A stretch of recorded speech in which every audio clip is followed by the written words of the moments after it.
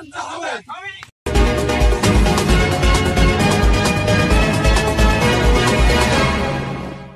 ধনট উপজেলা কালারপাড়া ইউনিয়ন শ্রমিক দলের উদ্যোগে মে দিবস পালিত।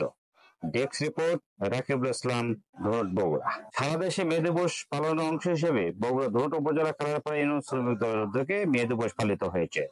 বৃহস্পতিবার 1 মে সকাল 8টার দিকে শ্রমিক দলের উদ্যোগে র্যালি বের হয়। র্যালিটি বাজারের বিভিন্ন সড়ক প্রদর্শন করে ইউনিয়ন দলীয় কার্যালয়ের সামনে আলোচনা সভা অনুষ্ঠিত হয়। এই সময় উপজেলা শ্রমিক দলের সাবেক সাধারণ সম্পাদক সাদত হোসেনের সভাপতিত্বে সভার প্রধান অতিথি হিসেবে বক্তব্য রাখেন বিএনপির সাবেক সাধারণ সম্পাদক আব্দুল খালেক মন্ডল। ন্যায্য মজুরি আদায়ের দাবিতে যান জীবন দিয়েছে, মৃত্যুবরণ করেছে।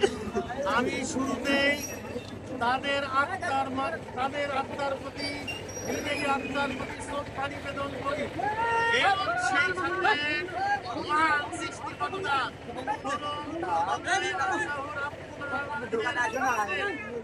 করি তারা যেন আত্মার মাগফিরাত কামনা করে আল্লাহ পাক। বিশেষ অতিথি হিসেবে বক্তব্য রাখেন উপজেলা বিএনপি সাধারণ সম্পাদক ভিপি আবুল মনসুর পাশা।